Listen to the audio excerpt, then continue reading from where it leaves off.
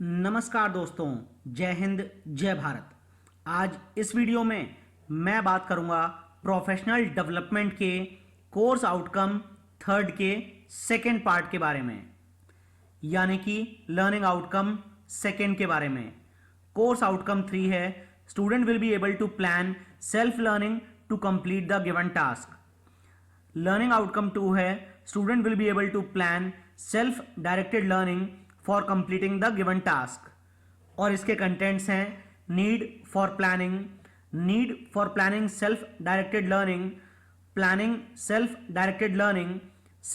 Directed learning plan and examples.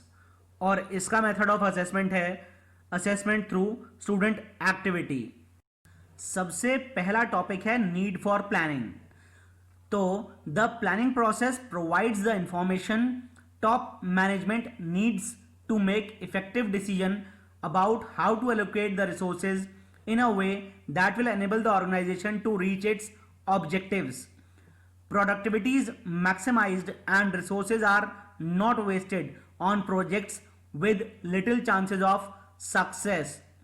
मतलब अगर कोई भी ऑर्गेनाइजेशन प्लान करके चलती है तो प्लानिंग के दौरान टॉप मैनेजमेंट को ऐसी इंफॉर्मेशन मिल जाती है जिससे कि रिसोर्सेज कैसे एलोकेट करने हैं और जो भी ऑर्गेनाइजेशन का ऑब्जेक्टिव है वो कैसे पहुंचा जा सकता है।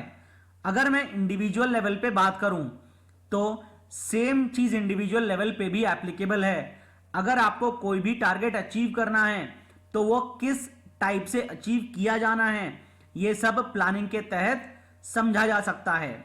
जब भी कभी कोई प्लानिंग की जाती है तो उस प्लानिंग के तहत काम करने पर प्रोडक्टिविटी बढ़ जाती है और रिसोर्सेज कभी भी वेस्ट नहीं होते।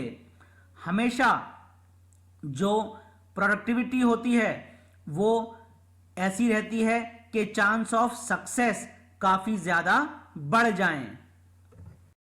नेक्स्ट टॉपिक है need for planning self directed learning. उससे पहले थोड़ा सेल्फ डायरेक्टेड लर्निंग के बारे में जान लेते हैं। Self directed learning is a process in which individuals take the initiative with और without the help of others in diagnosing their learning needs, formulating learning goals, identifying human and material resources for learning, choosing and implementing appropriate learning strategies and evaluating learning outcomes। यानी कि self directed learning एक ऐसा process है जिसमें individual initiative लेते हैं बाहर की सहायता के साथ या फिर बिना किसी बाहर की सहायता के, जिससे वो लर्निंग नीड्स को डायग्नाइज कर सकें, लर्निंग गोल्स को फॉर्मुलेट कर सकें, ह्यूमन और मटेरियल रिसोर्सेज जो रिक्वायर्ड हैं लर्निंग के लिए उसके बारे में जान सकें और लर्निंग स्ट्रैटेजीज को सही से चूज और इंप्लीमेंट कर सकें और फाइनली लर्निंग आउटकम को इवैल्यूएट कर सकें। अब अगर बात की जाए need for planning self directed learning के बारे में तो मैककॉनल ने कहा है this helps them develop the confidence they need to be self-directed learners in all of their lifelong endeavors. In the world where society is constantly changing and adapting, everyone needs the confidence to learn how to change and adapt in response. Self-directed learning makes one more willing and more motivated to learn. एक काफी famous person मैककॉनल ने कहा है कि self directed learning लोगों के अंदर confidence develop कर देता है जिससे वो जिंदगी भर कुछ ना कुछ प्रयास करते रहते हैं और हमेशा कुछ ना कुछ नया सीखते रहते हैं। आजकल सोसाइटी और वर्ल्ड तुरंत चेंज हो रहा है और लोग अपने आप को भी चेंज कर रहे हैं, साथ में अडेप्ट भी कर रहे हैं।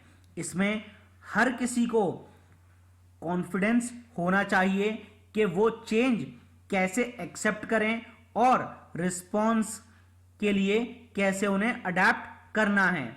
ये जो कॉन्फिडेंस है ये बिल्डअप सेल्फ डायरेक्टेड लर्निंग के थ्रू ही हो सकता है।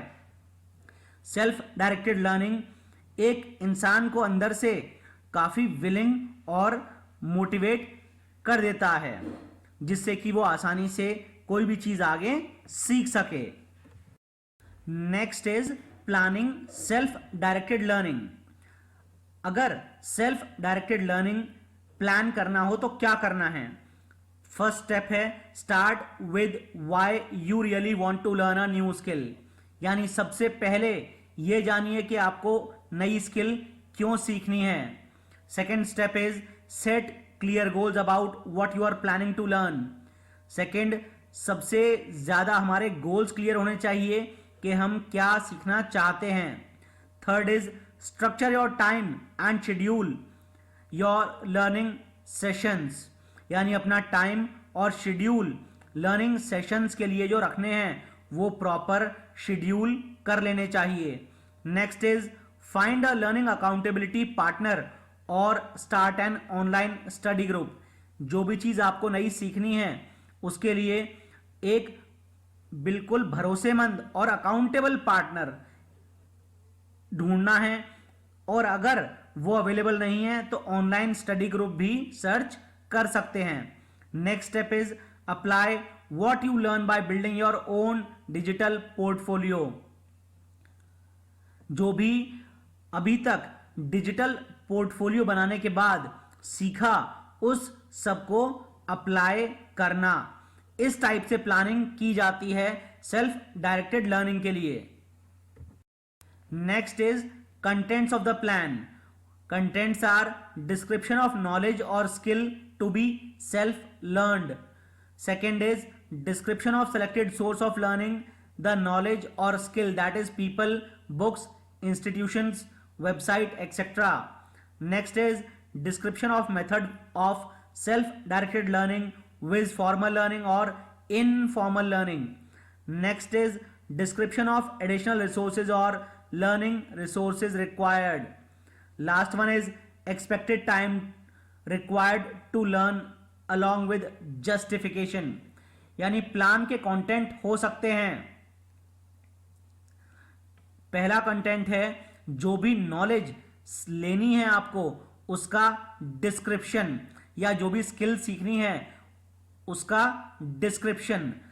सेकंड, उसका कंटेंट हो सकता है जहां से भी आपको वो चीज सीखनी है उसके बारे में जानकारी, भले ही आप वो किसी इंसान से सीखें, किसी बुक से, किसी इंस्टीट्यूशन से या किसी वेबसाइट से।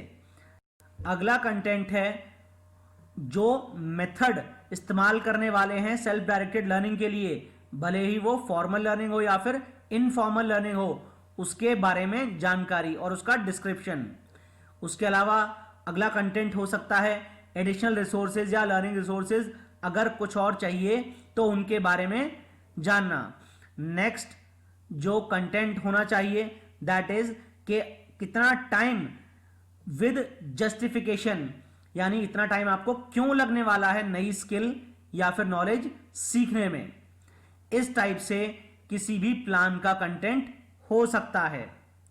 आज इस वीडियो में बस इतना ही। जय हिंद, जय भारत।